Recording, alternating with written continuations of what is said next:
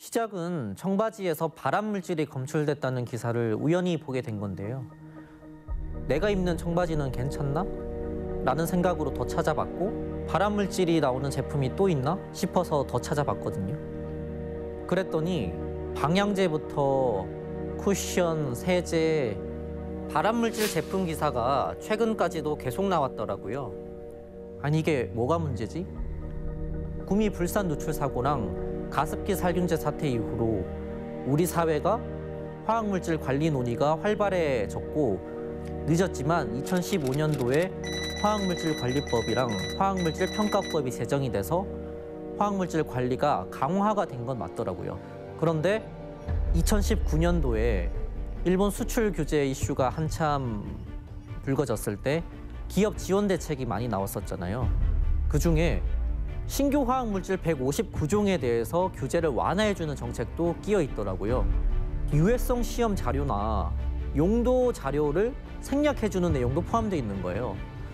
유해성 시험 자료를 면제해주는 게 맞나? 안전은 누가 책임을 지는 거지? 라는 생각이 들었죠. 이런 상황에서 2020년에는 코로나 때문에 기업 지원 정책이 더 필요하다는 명분으로 159종이 338종으로 더 확대가 됐습니다. 사실 여기까지도 문제라고 생각하는데 더 큰 문제는 이게 비공개라는 거예요. 이게 다른 생활 제품도 아니고 화학물질인데 국민의 안전에 정말 직결이 될 수 있는 문제인데 가습기 살균제라는 재난을 겪은 나라의 정부 부처가 이런 명분으로 화학물질 규제 완화를 비공개한다? 잘 이해가 되지 않더라고요. 우리 정부가 화학물질 관리를 제대로 하고 있는 게 맞나? 내가 쓰고 있는 제품이 안전한 게 맞나? 저도 잘 아는 게 없더라고요. 그래서 이건 취재를 해야겠다.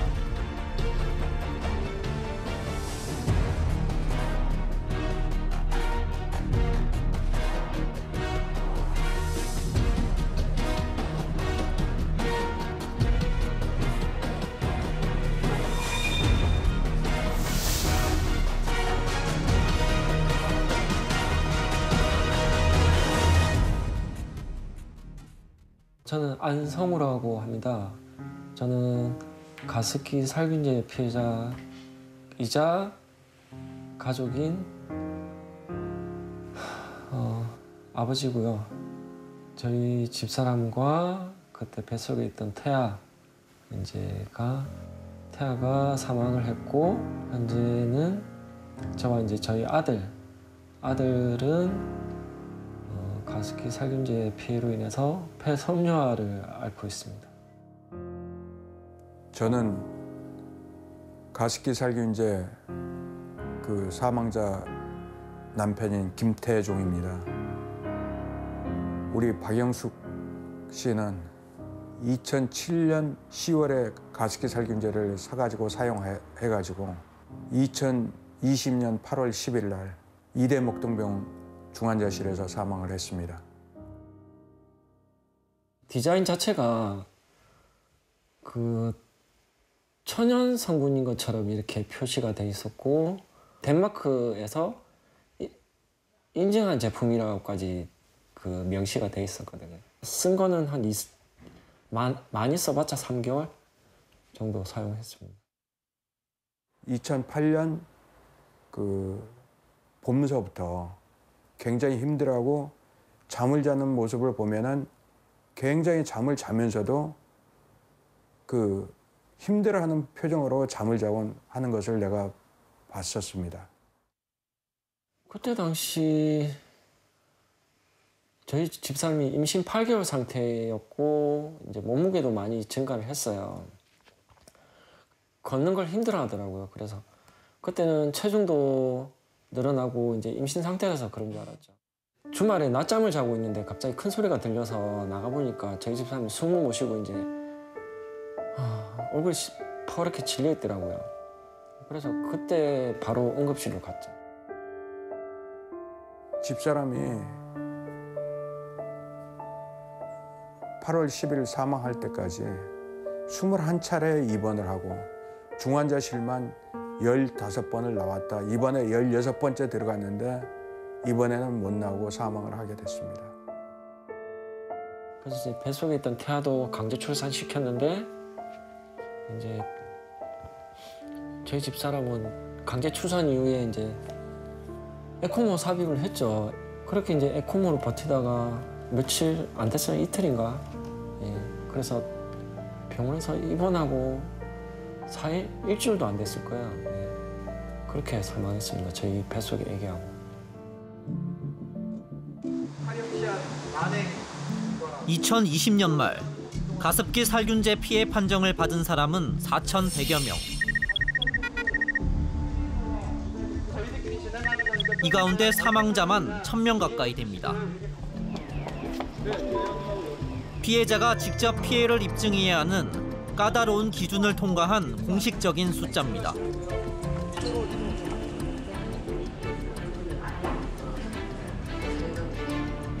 가습기 살균제가 100만 개나 팔렸다는 사실 등을 고려해 사회적 참사 특별조사위원회가 추산한 피해자는 67만 명. 특조위는 사망자 수를 14,000명으로 추산합니다.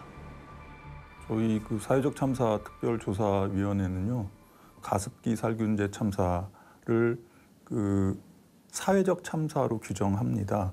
도대체 원인이 뭐고 왜 구하지 못했고 또 재발 방지는 무엇인가라는 어떤 그런 세 가지 문제에 대한 그 내용을 그 특별법에 담아서 이제 저희가 출범을 했고요. 가습기 살균제 사건은 2차례 검찰 조사가 이뤄졌습니다. 옥시 등 일부 회사 관계자가 형사처벌을 받았고 SK케미컬과 애경에 대한 소송은 현재 진행 중입니다.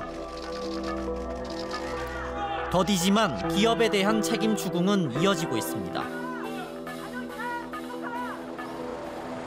하지만 정부는 어떠한 책임도 진 적이 없습니다. 특조위 목적 중 하나는 바로 가습기 살균제 사건에서 정부 책임을 규명하는 데 있습니다. 누가 이런 제품을 일부러 만들었겠습니까? 일부러 만든 사람은 없지요. 하지만 결과적으로 수천 명, 수만 명의 억울한 아무 죄 없는 그런 소비자들이 죽고 다친 결과가 나왔기 때문에 누군가는 책임을 져야 한다라는 측면에서 꼼꼼히 따져보니까 이 제품이 생산되는 그런 과정인 1990년대 중반에서부터 화학물질 관리가 엉망으로 된 거예요. 가습기 살균제에 들어간 주요 화학물질은 CMIT와 MIT, PHMG, PGH입니다. CMIT와 MIT는 SK케미컬과 애경 제품에 사용됐고 PHMG와 PGH는 옥시 제품 등에 포함됐습니다. 이들 화학물질의 유통을 막을 기회는 3번 있었습니다.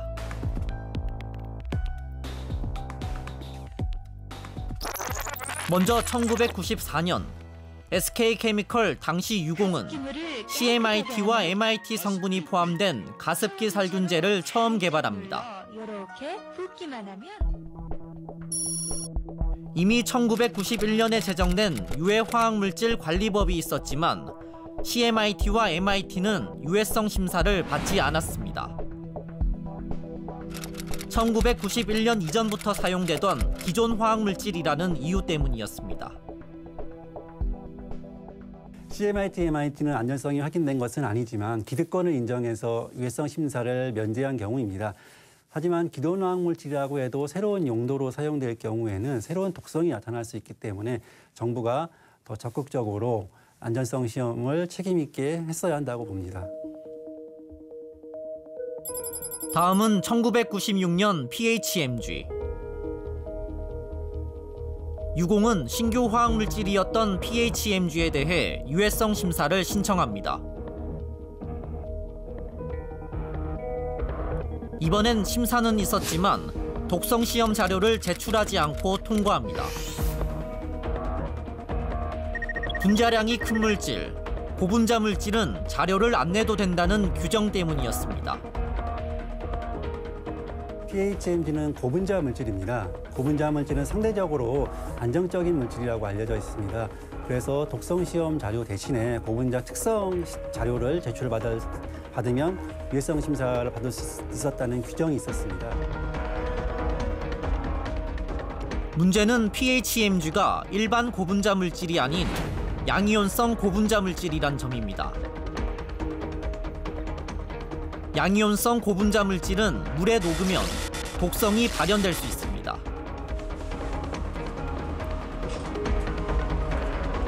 이 때문에 미국 등에서는 양이온성 고분자 물질에 대해서 독성 자료를 내도록 하고 있습니다. 하지만 우리 정부는 위험성을 알고도 방치했습니다.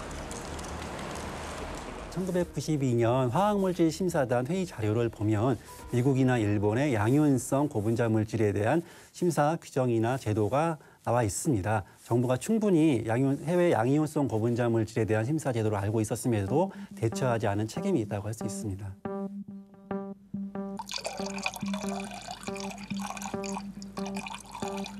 PHMG가 심사를 통과한 다음 해인 1997년. 뒤늦게 양이온성 고분자 물질에 대한 규정이 만들어집니다. 하지만 의무 조항이 아닌 요청할 수 있다는 선택 조항이었습니다. 그리고 2003년. 역시 양이온성 고분자 물질인 PGH가 유해성 심사를 받습니다. PGH는 선택 조항이란 이유로 흡입 독성 자료가 제출되지 않았고 해당 제품은 아무런 제재 없이 시중에 유통됐습니다. PGH 심사 당시에는 흡입 독성 자료를 요구할 수 있는 규정이 생긴 것은 맞습니다. 그런데 이 조항이 의무 조항이 아니라 선택 조항이었던 것입니다. 그래서 정부는 기업이 제출한 일부 독성 시험 자료 제출만 받은 것이죠. 참사를 막을 3번의 기회. 하지만 3번 다 지나쳤습니다. 여기에 관계되는 그 정부 기관들이 10개가 넘습니다. 화학물질 안전관리를 담당하는 환경부, 그리고 제품 안전, 그리고 공산품 이런 거를 총괄하는 그런 산업부나 기술표준원, 그런 기관 어느 한 군데에서라도 한 번만이라도 이거 제품 괜찮나? 이렇게 해도 되나? 라는 의문을 품었다면 1994년부터 2011년까지 18년 동안 판매되는 기간 동안에 중간에 한번 브레이크가 걸리지 않았을까.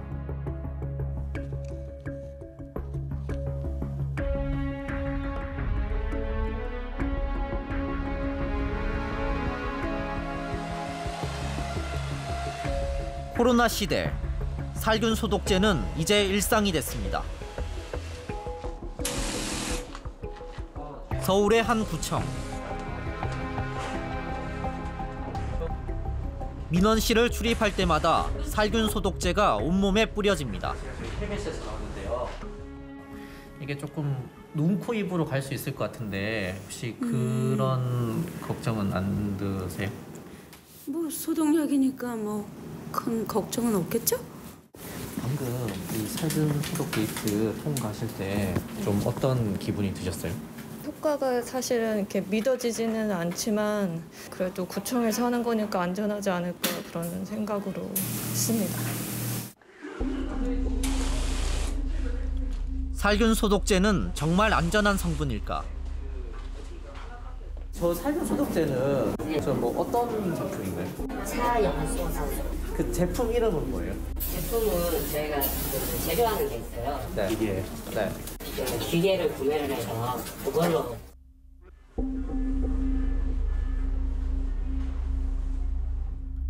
차염소산은 염소계 소독제로 피부와 눈에 자극을 줄 수 있고 흡입 독성이 있다고 방역 당국이 경고한 물질입니다. 방역 당국은 반드시 닦는 방식으로 소독할 것을 권고했습니다. 전신 소독기의 안전과 효과에 대해선 구청도 확신하지 못했습니다. 저희도 뭐 코로나 때 뭐 엄청 급박한 상황이었잖아요. 그러다 보니까 이제 나름대로 이제 어느 정도 이제 효과를 생각해서 이제 설치를 한 건데 그거 좀 감안해서 좀 써주시면.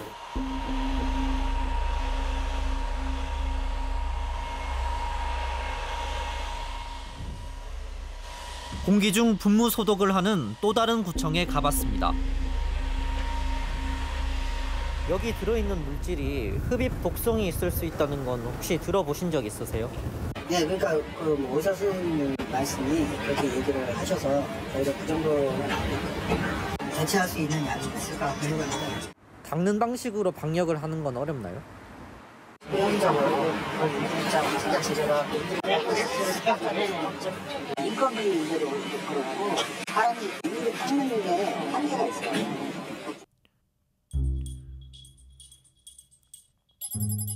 현재 환경부가 승인한 코로나19 방역용 소독제는 74개. 크게 차염소산 등 염소계와 에탄올 등 알코올 계열 물질, 그리고 벤잘코늄 염화물 등 사가아모늄 계열 물질로 구분됩니다. 제일 눈에 띄는 건 사가아모늄 계열 물질. 74개 가운데 61개가 바로 사가아모늄 계열입니다. 특히 BKC와 BTC라고 불리는 물질이 가장 많았습니다. 실제로 서울구청 25곳을 조사해보니 BKC와 BTC가 포함된 제품을 사용하는 구청이 15곳이나 됐습니다. 다른 사가아모늄 계열 물질을 사용하는 곳은 한 곳이었습니다. 25곳 가운데 16곳이 BKC와 BTC 제품 등 사가아모늄 계열 제품을 사용하고 있습니다. 특히 모두 분무 소독을 하고 있었습니다.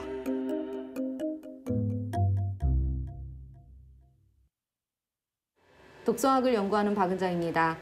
저는 지금 살균 소독제가 호흡기를 통해 노출됐을 때 어떤 건강 영향이 일어날 수 있는지를 연구하고 있습니다.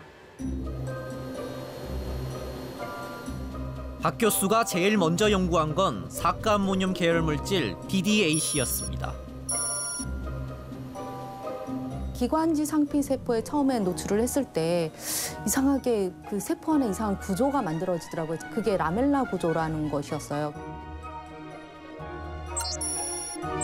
정상적인 기관지 세포와 라멜라 구조가 생긴 세포는 확연히 차이가 납니다. 상피세포주 자체에서는 이 구조가 만들어질 수 없는 아이거든요. 폐가 호흡을 하는 데 있어서 표면 장력이 유지가 돼야 되는데 라멜라 구조가 계속 더 많이 만들어지면서 그러니까 그 항상성이 깨짐으로 인해서 이 질병이 생길 수 있다는 결론을 얻게 된 거죠. 네, 딸꾹딸꾹하잖아요. 실험용 쥐를 이용한 동물 실험 결과도 마찬가지였습니다. 기관지를 통해 DDAC 500마이크로그램을 한 차례 투여한 쥐는 정상적으로 생존했지만 두 차례 투여한 쥐에서는 만성 섬유성 폐질환이 관찰됐고 결국 죽었습니다. 에어로졸이 호흡기를 통해 노출이 되면서 이 노출되는 농도와 그다음에 지속 시간이 길어지면서 일어난 현상인데 결론적으로는 이 분무 소독도 같은 시나리오를 통해서 우리 호흡기를 통해 노출이 될 수 있을 거라고 생각을 했던 거고 근데 보니까 안전한 농도에 대한 검증된 데이터는 없었고 그러다 보니까 반드시 해내야 된다는 생각이 들어서 이 연구를 하고 있는 겁니다. 박 교수는 최근 BKC와 BTC에 대한 연구에 들어갔습니다. 세포에서 안전한 농도는 어디 있는지를 먼저 지금 찾기 위해서 희석 배수를 달리해서 지금 진행을 하고 있습니다. 먼저 BKC가 포함된 제품을 사용 설명서대로 200배 희석한 뒤 사람의 기관지 상피세포에 투여해봤습니다. 상피세포가 1시간도 안 돼서 괴사하기 시작합니다. 한눈에 봐도 정상적인 세포 구조와 차이가 납니다.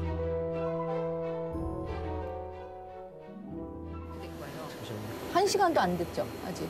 안에 핵부터 시작해가지고 구멍이 뻥뻥 뚫리면서 죽어가고 있거든요. 한 30분 정도 된 시간 안에 지금 세포들이 이렇게 망가지고 있는 상태라서 이거는 예, 그 정상적인 셀데스라고 표현하기가 힘들죠. 그러니까 이 상피세포 이번엔 BKC와 BTC 물질만 따로 추출해서 희석 배수를 높여봤습니다. 500배까지 희석해 실험해봤는데 여기서도 독성이 확인됩니다. 동동 뜬 애들은 이게 그냥 동그랗게 생긴 것처럼 보이지만 사실은 떠서 둥둥 뜬 거거든요. 이게 이제 그 죽었다는 거죠. 죽은 세포들은 이렇게 죽어서 뜨거든요. 이렇게. 아까보다 그 동동 뜬 것이 훨씬 적잖아요. 희석 배수를 더 높여봤습니다. BTC를 2000배 희석했는데도 30분 만에 죽은 세포가 발견됩니다.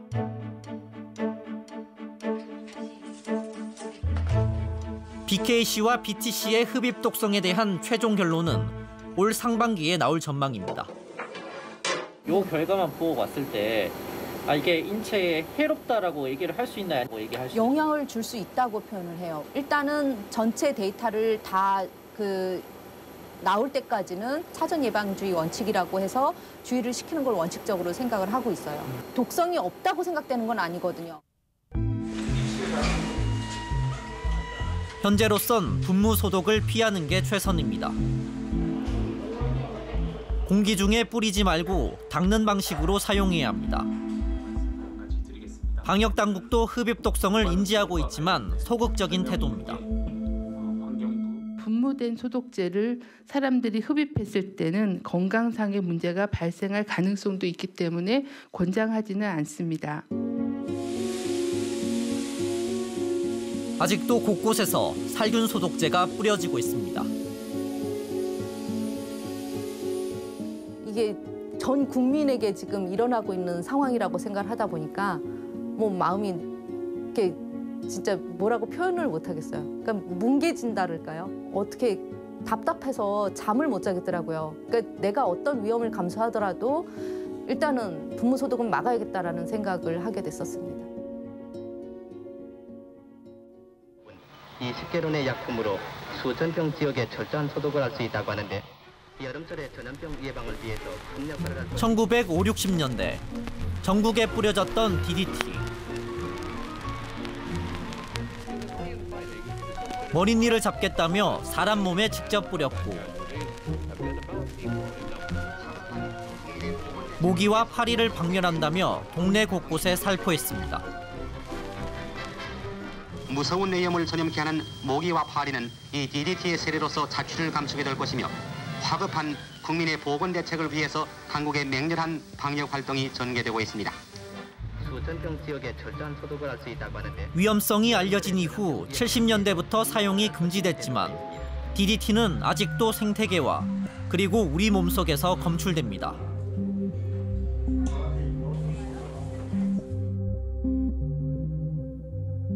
한번 노출되면 체내 지방에 쌓여서 오랫동안 배출되지 않기 때문입니다.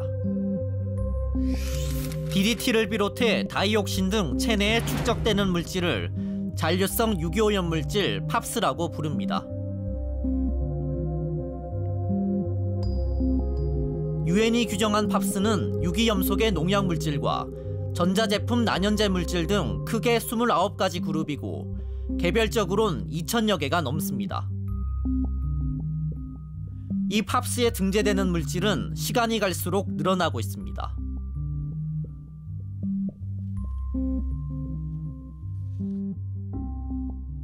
경북대학교 의과대학 교수 이덕희입니다.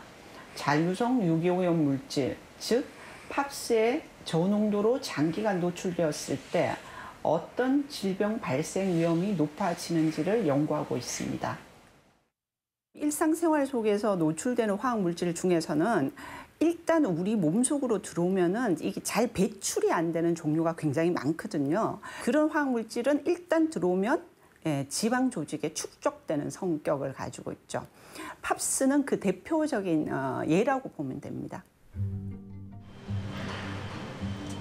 우리 몸에 축적된 팝스는 대사계와 면역계, 신경계, 호르몬계 등 모든 영역에 영향을 미칩니다. 최근엔 특히 치매와의 연관성이 주목받고 있습니다. 미국의 한 연구팀은 비만인 당뇨병 환자들을 대상으로 10년간 추적 연구를 했습니다. A그룹은 엄격한 식단 관리와 운동 습관을 유지했고 B그룹은 일상적인 생활을 했습니다. 10년 뒤 예상대로 A그룹은 살이 빠졌습니다. 혈당과 혈압 수치도 B그룹보다 낮아졌습니다. 그런데 심혈관계 질환 사망률은 두 그룹 간 차이가 없었고 오히려 치매 발병 비율은 A그룹이 높았습니다. 뭔가 우리가 놓치고 있는 게 있다. 이런 그 문제가 제기가 됐었는데 지금 그 연구 결과들이 최근에 계속 나오고 있었습니다. 이 교수는 치매 발병률을 높이는 원인으로 체내 지방 속에 쌓여 있던 팝스를 지목했습니다. 살을 빼는 과정에서 혈중으로 흘러나온 팝스가 뇌로 이동했다는 겁니다.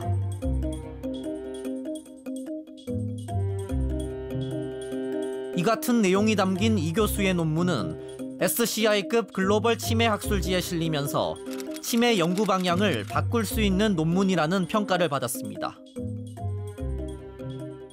체중을 빼게 되면은 필연적으로 그 안에 있는 다양한 신경 독성 물질들이 혈중으로 나오게 되거든요. 그리고 이놈들이 혈중으로 나오면은 그들은 굉장히 쉽게 뇌로 전달이 됩니다. 우리가 예기치 못했던 그런 더 심각한 부작용이 만들어질 수 있다는 거예요. 특히 나이가 들어 살을 빼는 건 주의해야 합니다.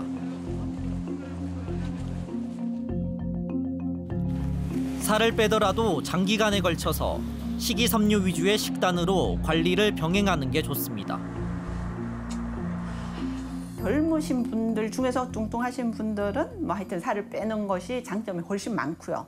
그런데 그 장점은 나이가 들면 들수록 장점보다는 단점이 많아집니다. 세포 수준에서 발생하는 여러 가지 문제를 조기에 교정하는 능력이 다 저하될 수밖에 없습니다.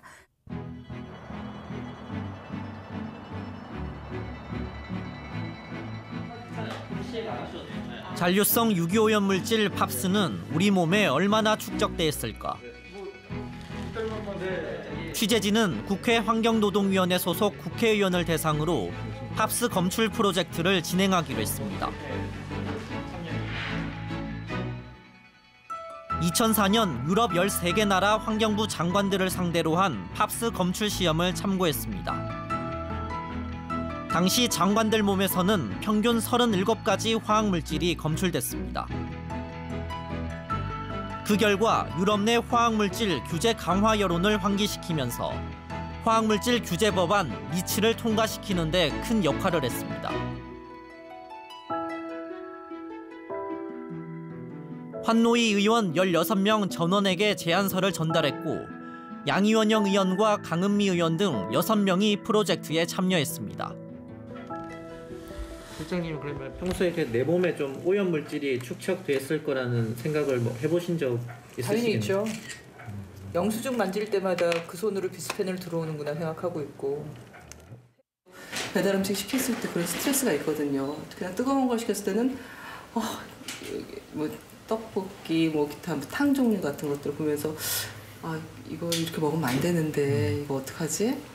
근데 당장 굶을 수는 없으니까 다들 자기가 제일 낮을 거라고 말씀하시는데 저는 술도 안 먹고 담배도 안 피고 술도 4년 됐어요. 그런지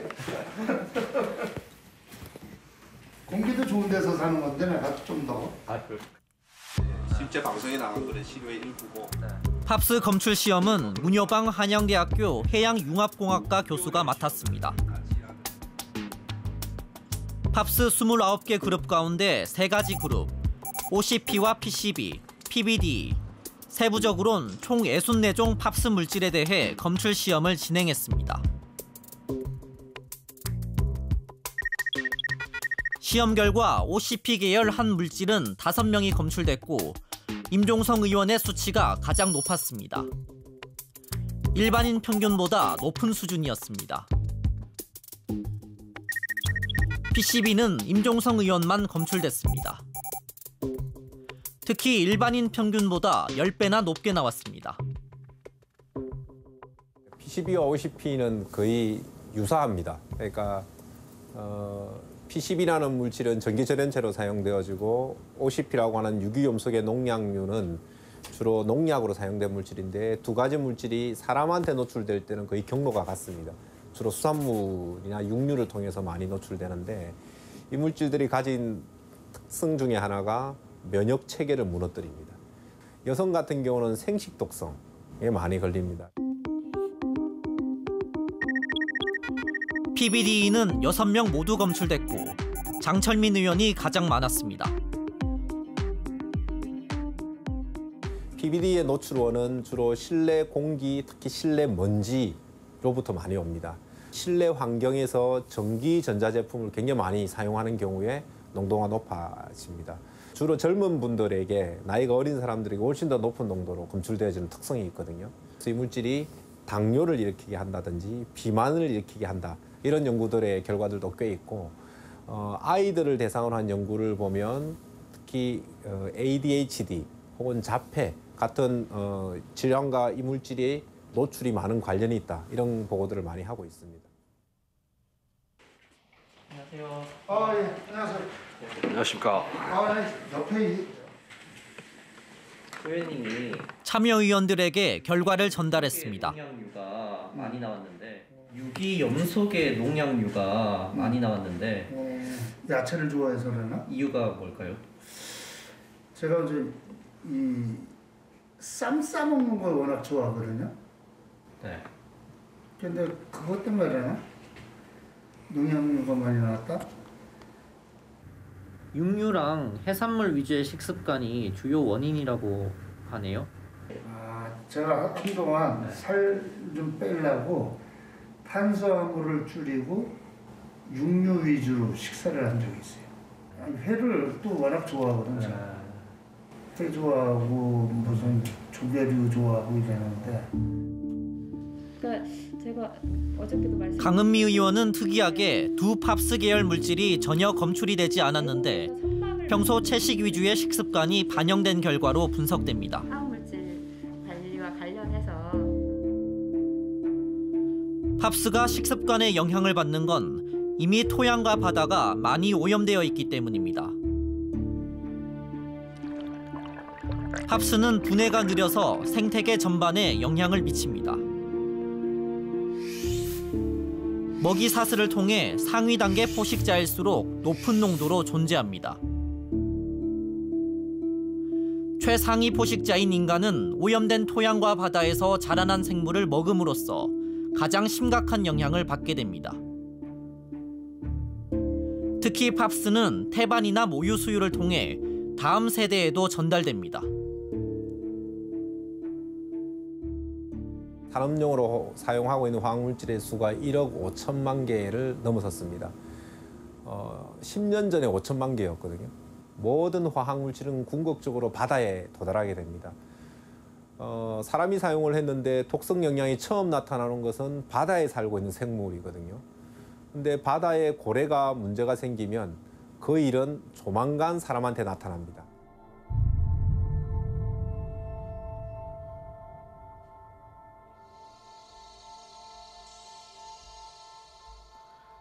가습기 살균제 물질부터 살균 소독제 물질 DDAC와 BTC, BKC, 그리고 잔류성 유기오염 물질 팝스까지.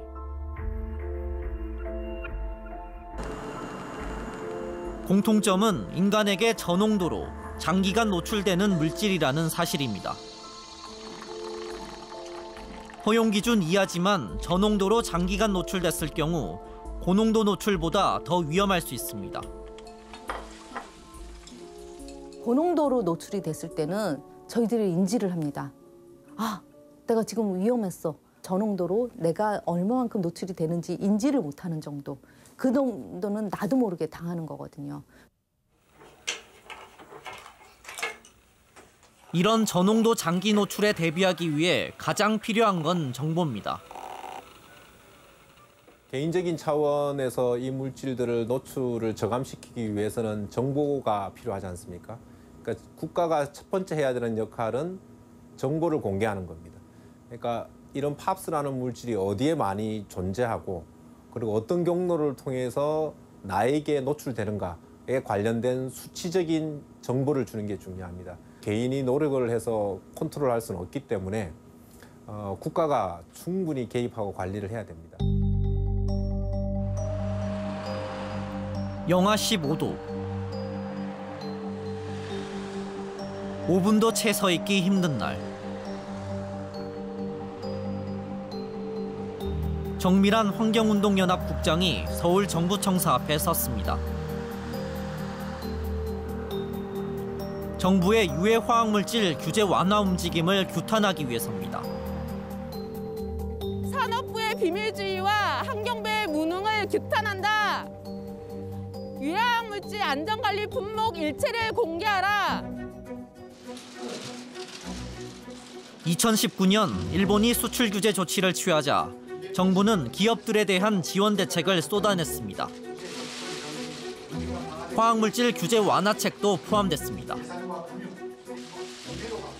생산 과정에서 발생하는 화학물질 관리, 노동시간 등에 따른 애로는 신속하게 해결할 것입니다. 화학물질 시설 인허가 기간을 단축하고 신규 화학물질 159개 품목에 대해 유해성 자료를 생략해주겠다는 내용이었습니다.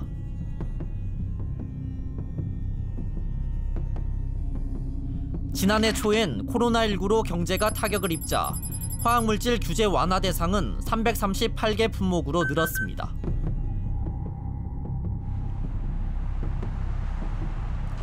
문제는 이 338개 품목이 어떤 물질인지 알 길이 없다는 겁니다.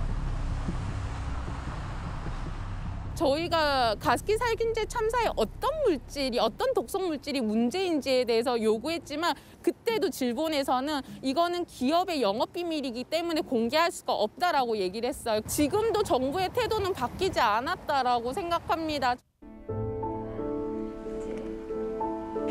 취재진과 환경시민단체들 그리고 국회 강은미 의원실은 규제 완화 품목 목록과 선정 근거, 유해성 정보에 대한 정보 공개 청구를 했습니다.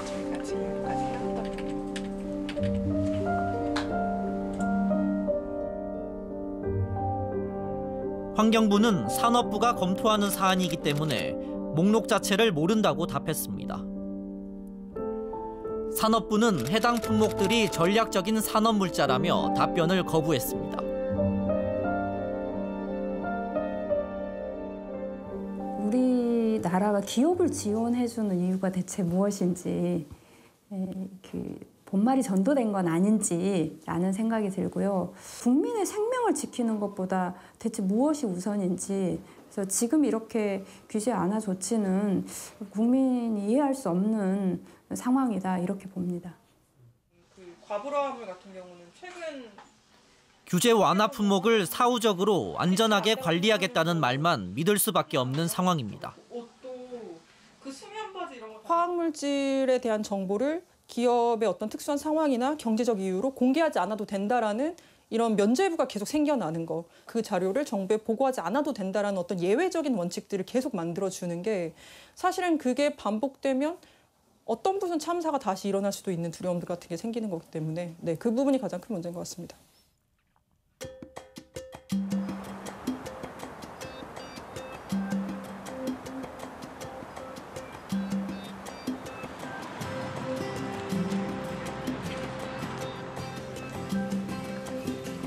독일은 1950년대에 화학물질에 대한 비밀주의가 어떤 참사를 낳을 수 있는지 일찍 경험했습니다.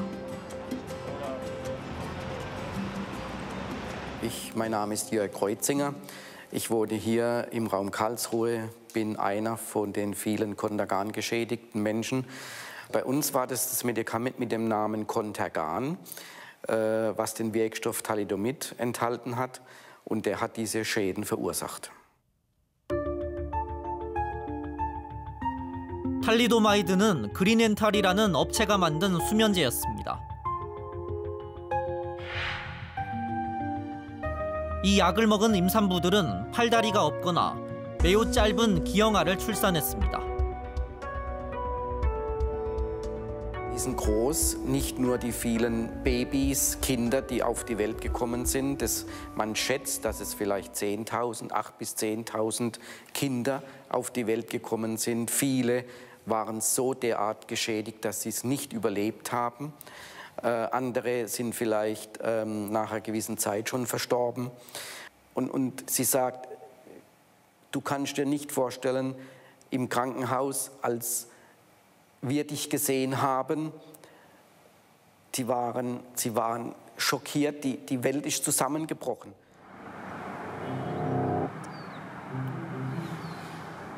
탈리도마이드는 1957년부터 1961년까지 전 세계 46개 국가에서 팔렸습니다. Es gab in Deutschland die Haltung, dass die Unternehmen das sehr gut selber entscheiden können. Aber man konnte sich nicht erklären, woran das lag. Also man hat unterschiedliche Hypothesen im Kopf gehabt. Unter anderem hat man die Kernenergie verantwortlich gemacht.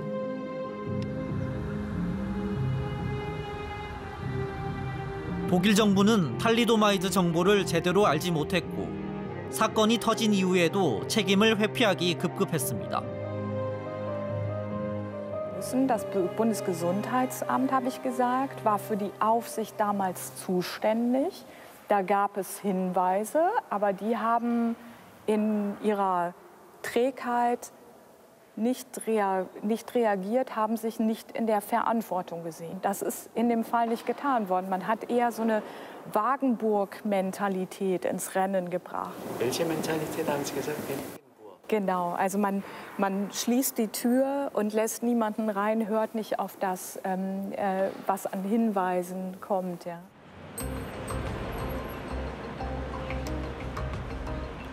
반면 미국은 독일과 달랐습니다. 미국은 탈리도마이드 안전성 자료가 미흡하다는 이유로 판매를 허가하지 않았고 피해를 입지 않았습니다. FDA 초임 심사관 프랜시스 올덤 켈시가 담당자로서 결정적인 역할을 했습니다. 프랜시스 올덤 켈시는 케네디 대통령에게 대통령상을 받았고 FDA는 그녀의 공로를 기리기 위해 2010년부터 켈시상을 제정했습니다. 미국의 경우에는 당시 판단을 했을 때 위험이 다 확인되지 않은 것이면 아직 안전한 것이 아니다라고 판단을 한 거고요. 유럽에서는 위험이 확인되지 않았으면 안전한 것이다라고 판단을 한 겁니다.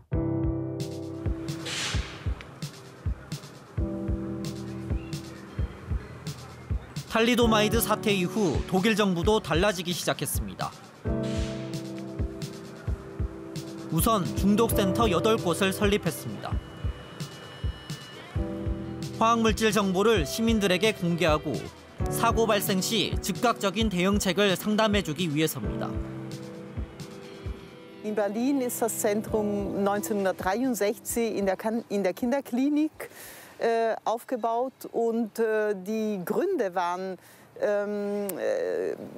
Erkenntnisse zu sammeln über die gesundheitlichen Auswirkungen von gefährlichen Stoffen und durch Sammel- und Auswertung dann Beratung für Betroffene zu leisten. Ja, in der Kinderklinik ist es entstanden, weil natürlich sehr viele Unfälle Kinder betreffen. 24시간 휴일 없이 상담이 이뤄집니다. Berlin ist ein relativ großes Zentrum und in Berlin gibt es ca. 50.000 Anrufe pro Jahr. Wer ist die Person, die betroffen ist? Substanz oder welche sind die Medikamente? Wie viel kann die Person zu sich genommen haben? Hat das geschluckt oder hat das inhaliert oder war ein Kontakt über die Haut? 2002년엔 화학물질 정보를 총괄하는 독일 연방위해평가원이 출범했습니다. 연방위해평가원과 중독센터. 독일 화학물질 안전 시스템의 핵심은 정보 공유입니다. Informationen zu Prävention von Unfällen und natürlich auch zur Bewertung von Produkten. Zum Beispiel auf dem Markt gibt es auch im Drogeriemarkt gibt es auch gefährliche Produkte. Wenn man zum Beispiel nimmt, Sie kennen, die Produktdaten werden in einem Bundesinstitut, sogenannten Bundesinstitut für Risikobewertung. Dieses Institut ist eine Bundesbehörde und sie erhalten von den Herstellern die Mitteilung zu ihren Produkten und sie leiten diese Informationen an die Giftinformationszentren weiter. Wenn die Daten zum Beispiel fehlerhaft, weil der Hersteller fehlerhafte Daten abgegeben hat, dann ist die Verantwortung beim Hersteller natürlich. OECD 국가들 가운데 중독센터가 없는 나라는 우리나라뿐입니다. 중독관리센터를 갖고 있는 대부분의 나라는 국가 통계가 있어서 여러 인구 구조별로 또 제품별로 이런 자료들이 매년 데이터 공개가 됩니다. 그래서 그것에 따라서 이제 기업의 어떤 제품을 만드는데 안전한 제품을 생산하게 하기 위한 억지작용도 할 수 있고요. 또 시민들이 그걸 보고 또 인식할 수도 있고 다양한 효과가 있는 것이죠.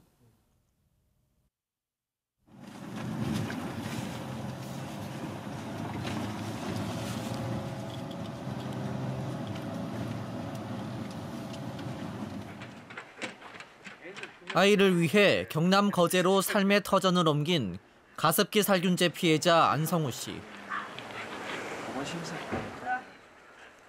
이제 제 아들 때문이죠.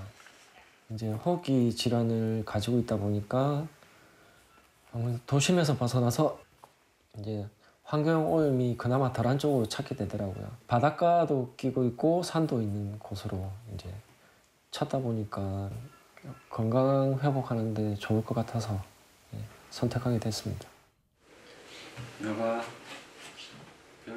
안 씨가 정부에 바라는 게 하나 있습니다. 정부는 국민들을 지키게 해서 있는 기관이잖아요.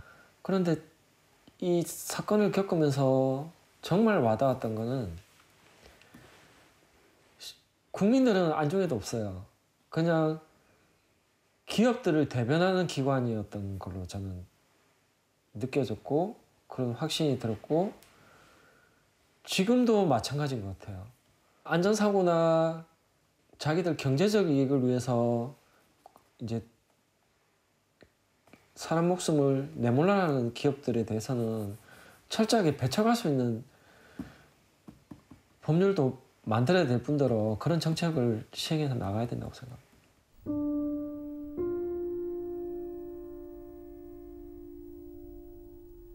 김태종 씨는 아내에게 약속했습니다. 여보, 그곳에서는 아픈 데 없이 편안하게 잘 지내고 있지? 당신의 장례식을 마치고 집에 들어오는 순간 당신이 떠났다는 것을 실감할 수 있었고 서로 한참 동안 말을 할 수 없었지. 명치 끝이 답답하고 머리가 아픔을 주체할 수 없었다고. 여보, 미안하고 또 미안하오. 내가 가습기 살균제를 사다가 가습기에 넣어서 사용을 안 했으면 지금도 좋아하던 찬양을 마음껏 부르며 즐겁게 살 수 있었을 텐데. 두 아들을 잘 성장했고 결혼해서 가정을 가질 때까지 내 임무를 완성한 후 그때 당신을 만나러 가서 우리 기쁘게 만납시다. 그리고 우리 가정처럼 슬픔이 없도록 가습기 살균제처럼 화학 제품의 위험성을 알리는 일에 미력하거나 힘을 보태려고 결심했어요. 이 일 또한 최선을 다하려고 합니다. 여보, 사랑하오. 나중에 우리 기쁘게 만납시다. 감사했어요. 당신을 사랑한 남편 김태종. 여보, 생일 축하해.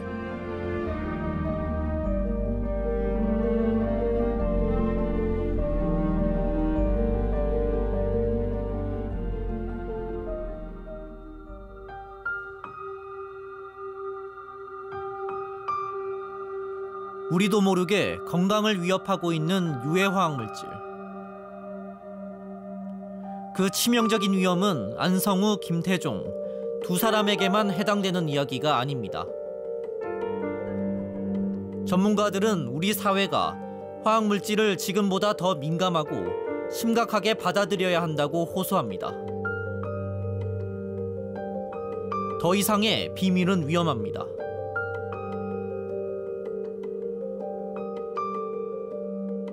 경제적인 안정성 이런 것들을 위해서는 그 화학물질의 독성이라는 부분을 좀 누르고 화학물질들의 유용한 부분들을 강조하는 것이 훨씬 유리합니다. 그런데 반면에 동전의 양면처럼 독성이라는 부분을 누르면 사람의 안전성은 그만큼 후퇴하게 되는 것이지요. 우리는 예전에는 불임은 아주 특별한 문제가 있는 사람들에게만 나타나는 거다라고 생각을 했었습니다. 화학물질의 보급이 이런 가속도를 낼 수 있었던 인간의 몸이 환경과 반응하면서 피해가 급증하고 새로운 피해들이 나타날 수 있게 만든 어찌 보면 유일한 이유가 아닌가라고 저는 생각합니다. 남성에게 나타나는 이제 고환암의 비율도 계속 증가하고 있고 이게 요도에 나타나고 있는 이제 기형, 그 아이들이죠.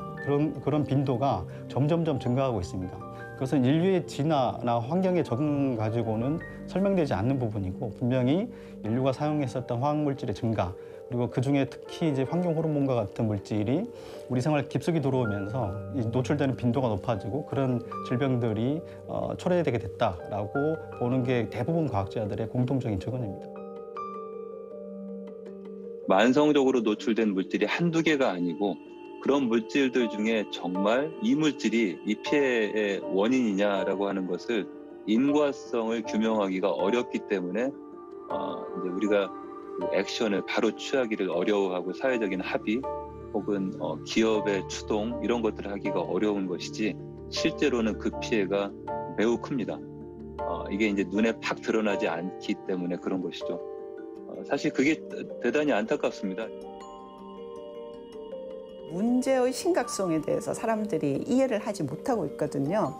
그런데 그러한 물질에 대한 만성적인 노출, 특히 이 지방 조직 속에 축적이 돼 있다가 이제 끊임없이 우리 혈중으로 흘러나오는 이러한 물질이 우리가 지금 발생하고 있는 많은 만성 질환의 보다 근본적인 원인일 수 있다는 것을 사람들이 이해하면은 분명히 태도가 달라지죠.